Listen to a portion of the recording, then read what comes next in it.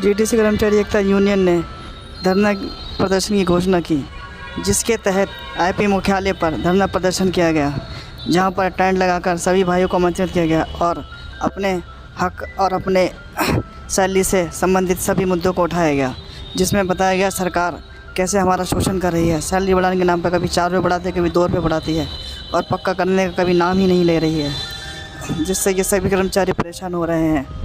वह उनका घर चलाना, वह सेविंग करना बड़ा मुश्किल हो गया है। आइए जानते हैं इस मीटिंग में क्या क्या और चर्चा हुई। जीटीसी कर्मचारी एकता यूनियन जिंदाबाद।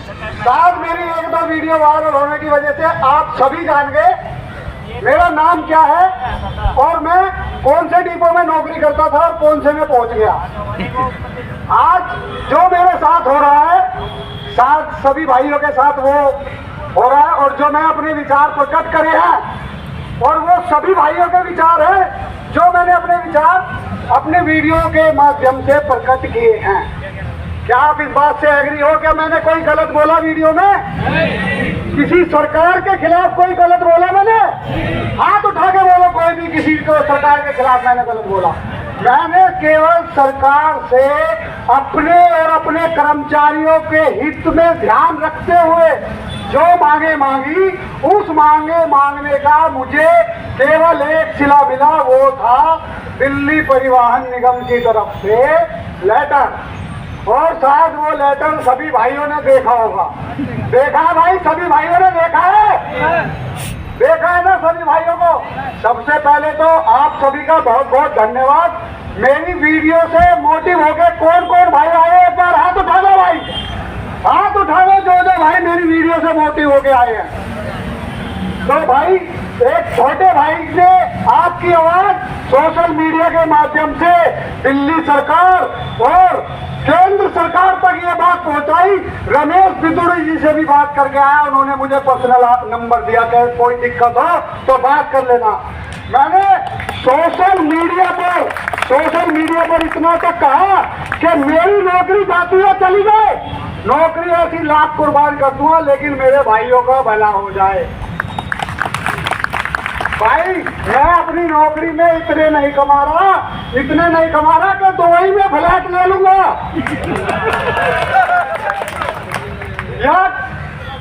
या कोई मर्सिडीज में खरीद लूंगा।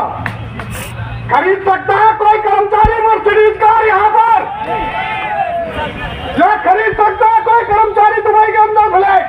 बताना कोई भी कर्मचारी अगर खरीद सकता हो तो शीश महल खरीद लेगा। अपने मकान के अंदर एक ईंट नहीं लगा सकता, अपने मकान के अंदर एक ईंट नहीं लगा सकता। मैं खुद दिल्ली के अंदर 6,000 रुपए में किराए पर रहता हूँ और मेरी तनख्वाह 18-20 हजार रुपए बनती है। 6,000 रुपए काटने के बाद मेरे को कितने रुपए अपने घर में बच्चों के लिए बचेंगे आप बता सोच सकते हो? मैं 1 किलो दूध नहीं खरीद सकता इस नौकरी से। मेरी सरकार से, माननीय कैलाश गहलोत जी से हाथ जोड़ के विनती है, आप एक परमानेंट कर्मचारी को 1 लाख रुपए तनख्वाह दे सकते हो। किसी भाई का अगर परमानेंट में है, हाथ टूट गया है, आंख फूट गई है, उसको 1 लाख रुपए तनख्वाह तक मिलती है या नहीं मिलती है? बताओ भाइयों, मिलती है ना? और जितने भाई ये बाहर है खड़े, एक बार मेरे सामने आ जाओ, जो मेरे हित में आए हो और जो मेरी आवाज को सुन के आए हो, सामने आ जाओ एक बार। आ जाओ भाई, सामने आ जाओ एक बार। थोड़ी बहुत शर्म कर ले। आ जाओ भाइयों, सामने आ जाओ सारे एक बार।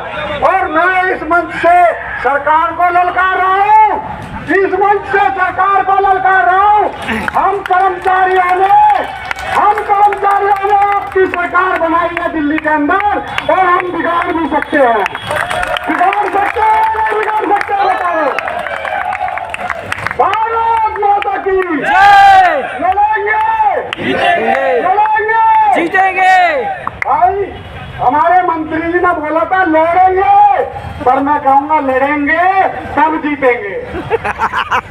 तो भाइयों, मेरी एक विनती है सरकार से, दिल्ली की पब्लिक को बताया जा रहा है, दिल्ली में जितनी पब्लिक बसों में चल रही है उनको बताया जा रहा है कि मैं दिल्ली परिवहन निगम में सरकारी बसें लेकर आए। आप बताओ, एक भी सरकारी बस आई दिल्ली परिवहन निगम में? नहीं आई। एक भी बस आई सरकारी परिवहन निगम में? नहीं आई भाई साहब। हमारी नौकरी आज दांव पे रखी हुई है और हमारी तनख्वाह इतनी नहीं है। 823 रुपए तनख्वाह है मेरे भाई, 823 रुपए। क्या करेंगे हम इस तनख्वाह के अंदर? अरे इससे बढ़िया तो भाई अपनी जान ही दे दे, एक आध भाई फांसी पे लटक जाए, कुछ भला हो जाएगा हमारे भाइयों का। और तुम भाइयों के लिए मैं फांसी पे लटकने के लिए तैयार हूँ। सरकार से निवेदन है, मुझे लटका दो फांसी पे, मुझे लटका दे फांसी पे। और इन अधिकारियों से भी निवेदन है, मुझे लटका दे भाई फांसी पे। लेकिन इन कर्मचारियों के लिए समान काम समान वेतन लागू कर दे। मेरी अकेले की तनख्वाह नहीं बढ़ेगी, तुम सबकी तनख्वाह बढ़ेगी।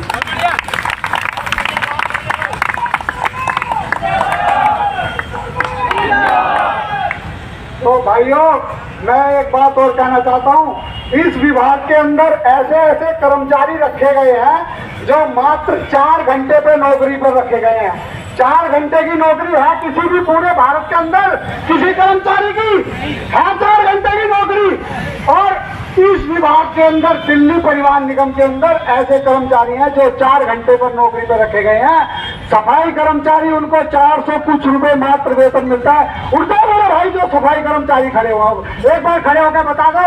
हमारे ये भाई आए हैं सफाई कर्मचारी, नंदनगरी डिपो से आए हैं। इन भाइयों को मात्र 400 रुपए तनख्वाह पे रखा गया। इनकी हालत हमसे भी कहीं गुजरी करती, इनकी हालत हमसे भी कहीं गुजरी करती। हम 800 रुपए का रो रहे, ये कहाँ जाके रो? ये तो भाई 2 लीडर भाई आए हैं निकल के, 2 लीडर भाई निकल के आए हैं। और इनके लिए बहुत बहुत धन्यवाद मेरे भाइयों, बहुत बहुत धन्यवाद। आप आए यहाँ पर और इसके लिए मैं आपका तहे दिल से धन्यवाद करता हूँ। तो भाइयों, मेरा गला भी सूख जाता है, मैं अपनी बात बोलता हूँ। और एक राकेश टिकैत के कहने पर पूरे हिंदुस्तान के किसान इकट्ठे हो गए थे, नहीं हो गए थे। मेरी एक आवाज में आज मुश्किल से 200 से 300 व्यक्ति मुझे लगता है यहाँ होंगे। आप गैस करो कितने आदमी होंगे। इसलिए डरने की जरूरत नहीं है आपको। दिल्ली की जनता समझ चुकी है, जान चुकी है। दिल्ली के कर्मचारी ये आप अकेले नहीं है, आप हजारों की संख्या में नहीं है, आप लाखों की संख्या में है। अभी भाई ने मुझे बताया कि भैया मृतक आश्रित के लोग, उनको भी कंट्रेक्चुअल बेसिस पे रखा है। आप सोचिए, क्या उनको डर नहीं है इस बात का? क्या उनको भगवान का डर नहीं है? उनको शर्म नहीं आती है? दिल्ली सरकार में रहने वाले लोग, वो मंत्री, वो नुमाइंदे, क्या उन्हें शर्म नहीं आती है? क्या करेंगे पाप लेकर के? उन परिवार के लिए क्या, एक परिवार में अगर एक कोई कर्मचारी होता है तो वो 5 लोगों का जीवन चलाता है, अपने परिवार का जीवन चलाता है। आज आप लोग यहाँ पे काम छोड़ करके बैठे हैं, आज आपने यहाँ पे अपने लोगों से, अपने परिवार से दूर बैठे हैं, अपने हक की लड़ाई लड़ रहे हैं, न्याय की लड़ाई लड़ रहे हैं। मैं तो कहता हूं कि कार्यपालिका, विधायिका, न्यायपालिका, ये 3 चीज होती है। अब आप समझ सकते हैं कि कार्यपालिका का काम क्या है, विधायिका का काम क्या है और न्यायपालिका काम क्या है। दोनों फेल हो चुकी है, कार्यपालिका और विधायिका, और न्यायपालिका के पास हमें जाना पड़ता है। और न्यायपालिका कहता है कि ये कानून है, इस कानून को मानो और पॉलिसी बनाओ उन लोगों के लिए, क्योंकि बाबा भीमराव अंबेडकर ने संविधान बनाया है। तो बाबा भीमराव अंबेडकर ने संविधान बनाया है तो हमें जीने का अधिकार है, हमें जीने का अधिकार है, हमें नौकरी पाने का अधिकार है, हमें आत्मसम्मान से जीने का अधिकार है। Right to life. आप समझ सकते हैं कि अगर संविधान में दिया हुआ, अगर फंडामेंटल राइट हमारा है, मौलिक अधिकार है, तो मौलिक अधिकार एक जीवन को बनाने के लिए, एक परिवार को बनाने के लिए। वो बच्चा क्या वो चाहता है कि कोई ड्राइवर, तो आप समझ सकते हैं कि आप वो लोग हैं। आप बिल्कुल घबराइए नहीं, ये सरकार, ये पुलिस, ये लोग, ये आपके साथ है, ये अपनी ड्यूटी निभा रहे हैं। ये जितने लोग हैं ये ड्यूटी निभा रहे, डरने की जरूरत नहीं है। बच्चे ड्यूटी, अपना फर्ज निभाते हैं, क्योंकि इनको कहा गया है कि आप दो इनका, तंबू हटा दो इनका। लेकिन तंबू, ये जो जबान है हमारी ना, ये जो जबान है जिससे हम बोलते हैं, जिससे हम ललकारते हैं, आवाज बुलंद करते हैं, इससे उसको उखाड़ नहीं सकते तुम, इस बुलंदी को उखाड़ नहीं सकते। तो मैं यही कहूंगा मेरे भाइयों, अब लड़ाई सरकार की नहीं है, अब लड़ाई आपकी अब कोर्ट के अंदर अदालतें में जाएगी। इस अदालत में देखिए, अदालत में बैठे हुए लोग वो जानते हैं कानून का पालन कैसे होना है। हाई कोर्ट, सुप्रीम कोर्ट आपके साथ है। अगर कोई पॉलिसी नहीं बनाता है, कोई कानून नहीं बनाता है, अगर कोई संविधान का उल्लंघन करता है, तो सुप्रीम कोर्ट, हाई कोर्ट आपके साथ है। वो जानता है कि एक परिवार कैसे चलता है, वो जानता है कि कर्मचारी की समस्याएं क्या है, कितनी समस्याएं आपने अपने तख्ती पे लगा के आप अपना ढोरे। ये समस्याएं देखिए, ये जो तख्तियों पे लगा करके आपने रखा है, ये क्या चीज है? कोई आपने अपने घर की बात तो नहीं कर रहे ना, आप आम लोगों की बात कर रहे हैं, उन लोगों की बात कर रहे हैं। क्या उनको इस बात का सुध बुध लेने वाले लोग नहीं है कि वो बेचारे वहां रोड पे क्यों खड़े? कोई अपना नुमाइंदा क्यों नहीं भेजा यहाँ पे ये कहने के लिए मेरे भैया धरने की जरूरत नहीं है, हम फैसला ले रहे हैं। कोई आया नहीं आएगा, क्योंकि ये राजनीति तब तक चलेगी जब तक आपके ट्रेड यूनियन में, आपके एकता में कोई सेध मारने वाला कोई बैठा होगा नेता, जो उनका नुमाइंदा बना बैठा होगा, वही करने नहीं देगा। मैं कहता हूं भाइयों, सजग हो जाओ उन लोगों से जो ट्रेड यूनियन चलाने वाले लोग हैं और नेतागिरी में हैं और उनका सपोर्ट करते हैं, जो आपको इकट्ठा नहीं होने देना चाहते। आपको इस बात को समझना है कि आपको कोई कमजोर कर रहा है, आपको वो लोग कमजोर कर रहे हैं जो सरकार के साथ मिलकर के, सरकार की तानाशाही में शामिल होकर के और उद्योगपतियों की तानाशाही में शामिल होकर के आपको बर्बाद करना चाहते हैं। तो आज प्राइवेटाइजेशन जो निजीकरण कर दिया है, ये सुनने को मिला कि डीटीसी बस, सरकारी बस में प्राइवेट लोग काम कर रहे हैं। कितने दुख की बात है कि आज ये रोड पे खड़े हैं तो 15-15 साल से 20-20 साल से काम कर रहे हैं, उनका क्या हाल होगा? तो मेरे भाइयों, मैं यही कहूंगा साथियों, डट के रहना है, हम आपके साथ खड़े हैं।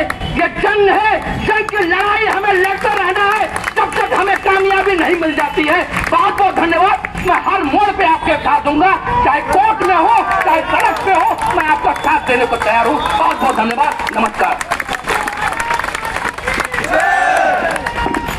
गरीबों के मसीहा रोहित पांडे, गरीबों के मसीहा रोहित पांडे। साथियों, एक बार नारा लगाते, भारत माता की जय, भारत माता की जय, मजदूर एकता जिंदाबाद, मजदूर एकता जिंदाबाद, मजदूर एकता जिंदाबाद, इंकलाब जिंदाबाद, इंकलाब जिंदाबाद। साथियों, आज हम लोग जो इतनी बड़ी तादाद में यहाँ खड़े हैं, आज अपने हक के लिए खड़े हैं, आप जो ये ललकार और हुंकार आज ललित भाई और मनोज भाई का आह्वान जो किया हुआ है, ये ललित भाई और मनोज भाई एक नहीं है, ये हजारों है, लाखों है। और रही बात कि आप लोग वो लोग हो जो रोज कुआं खोदते हो, रोज पानी पीते हो।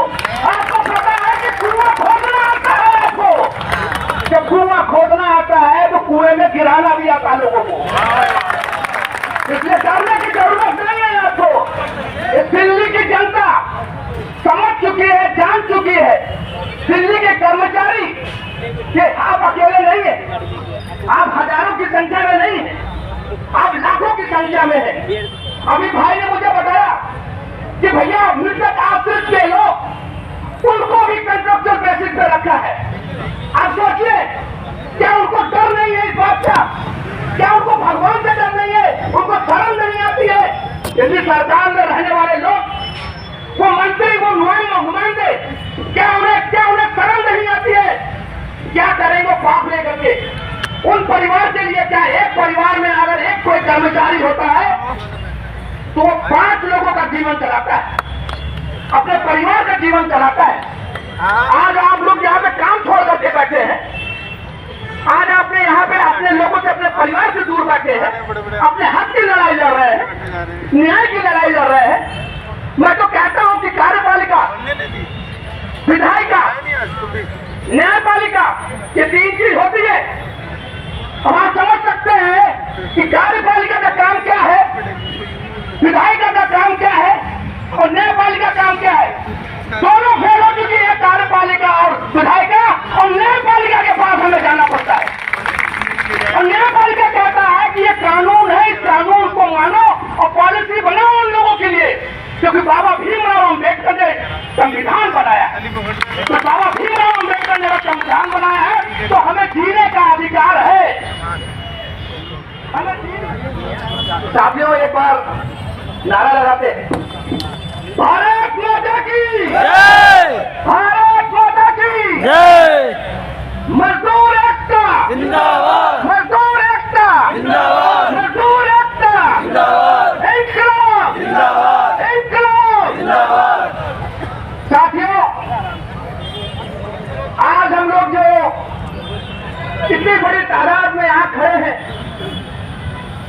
आज अपने हक के लिए खड़े हैं, आप जो ये ललकार और हुंकार आज ये ललित भाई और मनोज भाई का आह्वान जो किया हुआ है, ये ललित भाई और मनोज भाई एक नहीं है, ये हजारों हैं, लाखों हैं।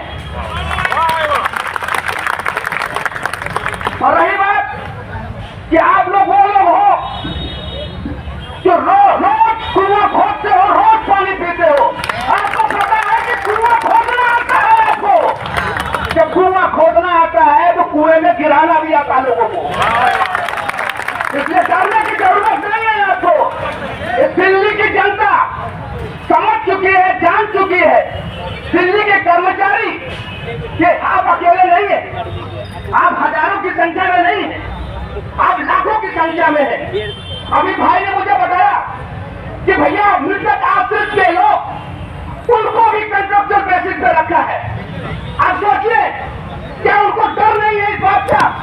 क्या उनको भगवान से डर नहीं है? उनको शर्म नहीं आती है? दिल्ली सरकार में रहने वाले लोग, वो मंत्री, वो नुमाइंदे, क्या उन्हें शर्म नहीं आती है?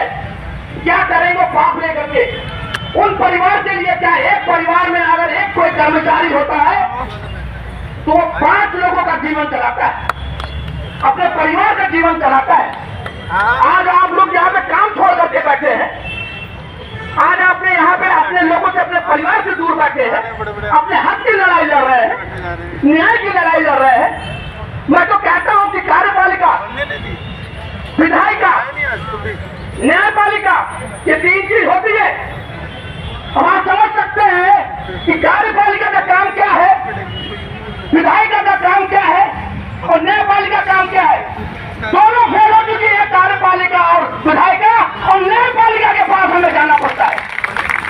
और न्यायपालिका कहता है कि ये कानून है, इस कानून को मानो और पॉलिसी बनाओ उन लोगों के लिए, क्योंकि बाबा भीमराव अम्बेडकर ने संविधान बनाया है। तो बाबा भीमराव अम्बेडकर ने संविधान बनाया है, तो हमें जीने का अधिकार है, हमें जीने का अधिकार है, हमें नौकरी पाने का अधिकार है, हमें आत्मसम्मान से जीने का अधिकार है। Right to life. आप समझ सकते हैं कि अगर संविधान में दिया हुआ, अगर फंडामेंटल राइट हमारा है, मौलिक अधिकार है, तो मौलिक अधिकार एक जीवन को बनाने के लिए, एक परिवार को बनाने के लिए, वो बच्चा क्या वो चाहता है कि कोई ड्राइवर, कोई कंडक्टर ये चाहता है कि मेरा बेटा कंडक्टर बने? कोई ड्राइवर चाहता है कि मेरा बेटा ड्राइवर बने? नहीं, वो चाहता है कि मेरा बेटा आईएएस बने, मेरा बेटा मुख्यमंत्री बने। जो इसी मंच को उसी मुख्यमंत्री ने मिसयूज किया, इस्तेमाल किया, आम जनता के साथ धोखा किया, उसके भावनाओं के साथ खेला। अगर आप इस मंच को मिसयूज करेंगे, इस्तेमाल करेंगे, यही जनता है, यही जनता है जिसने आपको मसीहा बनाया। बेईमानी से राजनीति में आने वाले लोग समझ जाओ कि एक नहीं है। बार बार यहाँ पे मंच पे खड़े होकर के मनोज जी ने, तमाम लोगों ने, हमारे भाई ने कहा कि संजीवनी बूटी की बात की। मैं उल्टी बात करता हूँ कि संजीवनी बूटी की जरूरत है, आपको जरूरत नहीं है संजीवनी की। संजीवनी उन लोगों को जरूरत है जो खत्म होने वाले लोग हैं, जो खत्म हो जाएंगे, उनको जरूरत है। इसलिए घबराने की जरूरत नहीं है, ऐसे आगे रहना है। एकता के साथ रहना है। मैं आप सारे के साथ कह सकता हूँ कि आप समझ सकते हैं कि रोजगार के लिए नौजवान सड़कों पे है, रोजगार के लिए नौजवान सड़कों पर है। और जिसे रोजगार दे दिया, जिसको रोजगार दे दिया, उसका परिवार कहाँ है? उसका परिवार क्या कर रहा है? क्यों गुस्सा है हमारा? क्यों गुस्सा है आप पे? क्यों आप लोगों को कहते हैं कि तुम मेरे मसीहा बनोगे, तुम लीडर बनो, हमारी आवाज बुलंद करो, वहां तक पहुंचो। अभी भाई ने कहा पीछे लगे हुए आवाज इतनी बुलंद करो वो सीखा टूट जाए, आवाज इतनी बुलंद करो तो सीखा टूट जाए, वो घर से बाहर निकले। वो भैया आप कहाँ चले गए? वो आम आदमी की बात करने वाले, आम आदमी की बात करने वाले ये लोग जो बैठे हैं, हम लोग जो यहाँ खड़े हैं, हम लोग भी आम आदमी है। क्या आपका फर्ज नहीं बनता कि आप यहाँ करके ये कहिए कि सफाइए उन नेताओं को, उन यूनियन के लोगों को, उनको बताइए आप अपनी समस्या बताइए। परसों से आप लोग खेलते आ रहे हैं, आप लोग परसों से खेलते आ रहे हैं, आपका इस्तेमाल हो रहा है। तो ये गुस्सा क्यों है? और ये कब तक रहेगा? और कब तक गरीब को गरीब बनने रहने देना चाहते हो? इसका सवाल के जवाब हम चाहते हैं। आप ये गरीब को गरीब ही बनना देना चाहते हैं। मैं आप कह सकता हूँ, हम भी इसी एक मंच के एक आंदोलन के पास से उस कोने में खड़े होकर के हमने भी तिरंगा झंडा लेकर के दौड़ लगाया था। जब लगा कि परिस्थितियां बदलने वाली है, परिस्थितियां बदलने वाली है, नया परिवर्तन आने वाला है, नया बदलाव आने वाला है। लेकिन नहीं, जो परिवर्तन लेके आने वाला था, जो बदलाव लेने वाला था, वो करप्ट हो गया, वो भ्रष्टाचारी हो गया, वो करप्ट हो गया, भ्रष्टाचारी हो गया। आप समझ सकते हैं कि दुनिया से मैं कह सकता हूँ कि हम लोगों में आप चुप है इस बात का। आप अपने घरों में बताइए कि आपके कितने बच्चे हैं। आप कहा कुछ, आप घर पे जाएंगे तो कहेंगे पापा, बेटा कहेगा कि पापा आप कुछ लेके आए हो क्या? आज मुझे कुछ घुमाने ले चलना है क्या? कुछ दोगे क्या?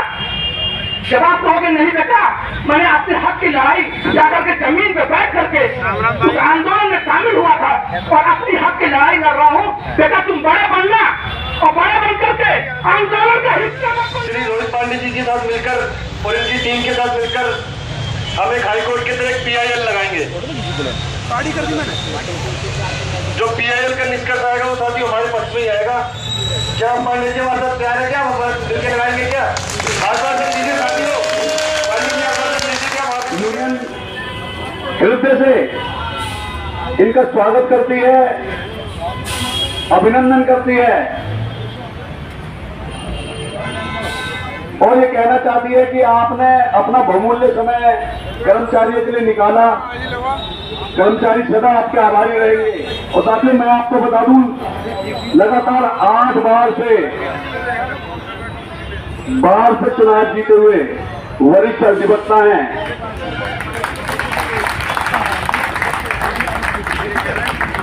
अब आपके ऊपर हो रहे शोषण से निदान आपको मिल जाएगा, क्योंकि न्याय दिलाने वाले स्वयं हमारे बीच में अपना बहुमूल्य समय निकाल कर आए हैं।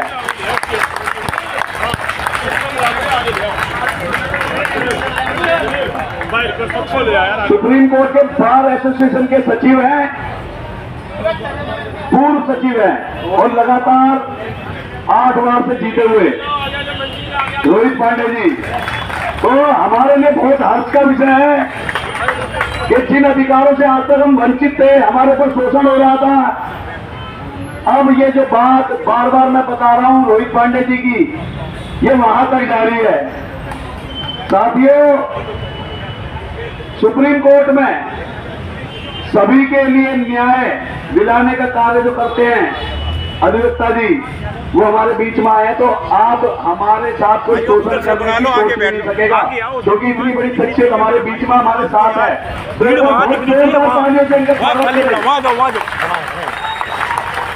जिंदाबाद, जिंदाबाद, जिंदाबाद। पांडे जी से आग्रह करूंगा कि हमारे कर्मचारियों का मार्गदर्शन करें।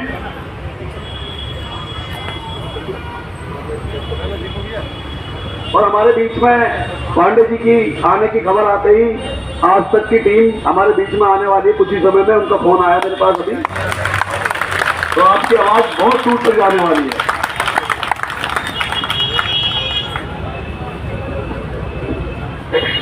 देखो भाई, और मैं आपको बता दूं, यहाँ प्रशासन ने सहयोग तो किया है, लेकिन किसी हद तक आपको आपके अधिकारों से वंचित करने का काम भी किया जा रहा था, जैसे कि मंच को हटाओ और इसकी परमिशन नहीं है, ये नहीं है। तो रोहित पांडे जी ने पर्सनली आपके धरना प्रदर्शन को सुचारू रूप से चलाने के लिए हमारी बहुत मदद की है और खुद स्वयं आए समय निकालकर। इस बात पे टर्मिनेशन लेटर भी मिल जाए, कोई कम नहीं है मुझे। कम से कम ये तो होगा, अपने भाइयों के लिए मैंने नौकरी कुर्बान कर दी। याद रखोगे तुम सारे के सारे। मुझे तुमसे कोई लालच नहीं है, 1 रुपए का भी लालच नहीं है भाई। किसी भी भाई से मुझे 1 रुपए का भी लालच नहीं है, लेकिन मेरे भाई, आपका परिवार और मेरा परिवार मुझे एक जैसा लगता है।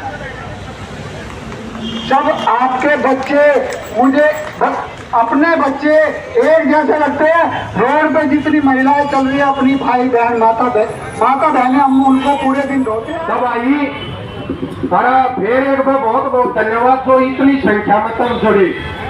यह कहानियों सोचने मलाई है। और जब एक आदमी ने 2 जोड़े थे, 2 ने 4 जोड़े थे, और सारे ने इतने जोड़ दिए थे, इतने कितने ने जोड़ सका, पूरा डिपार्टमेंट आगे बाहर ही बैठा था।